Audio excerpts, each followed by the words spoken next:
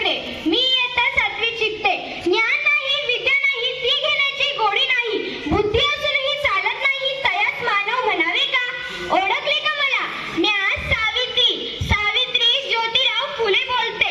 सातारा जिल्ह्यातील खंडाळा तालुक्यातील खंडोजी देवसे पाटलांची मी कन्या. वयाच्या अवघ्या 9व्या वर्षी माझा विवाह ज्योतिराव फुले नावाच्या माणसाशी झाला.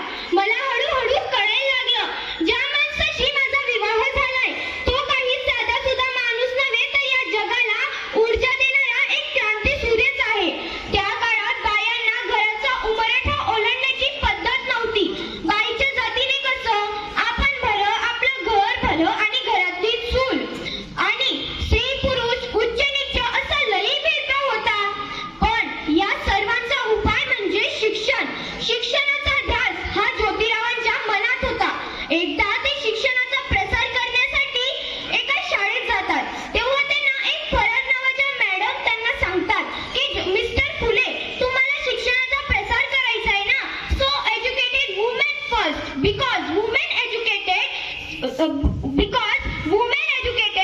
गुड, फुल हाऊस एज्युकेटेड. पण तुम्ही लोक वुमेनला घराबाहेरच पडू देत नाही.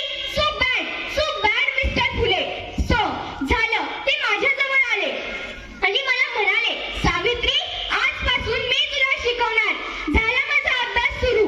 बे कबे, बे दोन चार, बे त्रिक सहा, काना, मात्रा, विलांटी, आकार, उकार सार शिकले. म्या लिहायला शिकले, वाचायला शिकले आणि हळूहळू काव्य सुद्धा रचायला शिकले.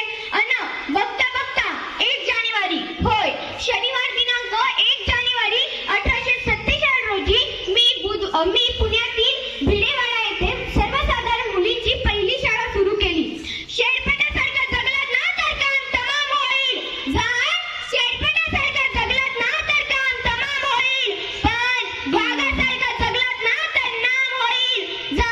वाघासारखा जगलात ना तर नाम होईल. पण या समाजात मात्र धर्म बुडाला म्हणून नुसती पळापळ चालली होती. अहो, मला इतकं समजत नाही, एक सर्वसाधारण माणसाने शिक्षण घेतले म्हणून तुमचा कसा धर्म बुडू शकतो? इतका तकलादू असू शकतो का हो धर्म?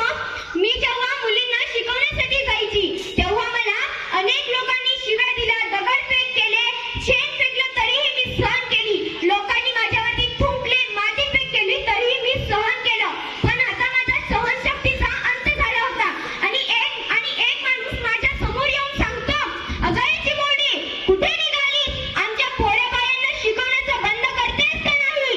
तुला तुझी आबरू प्यारी की शिक्षण?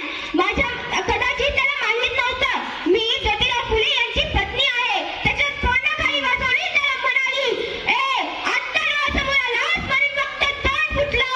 पुन्हा जर माझ्या डोळ्यासमोर आलास ना तर तुझ्या रक्ताने धरती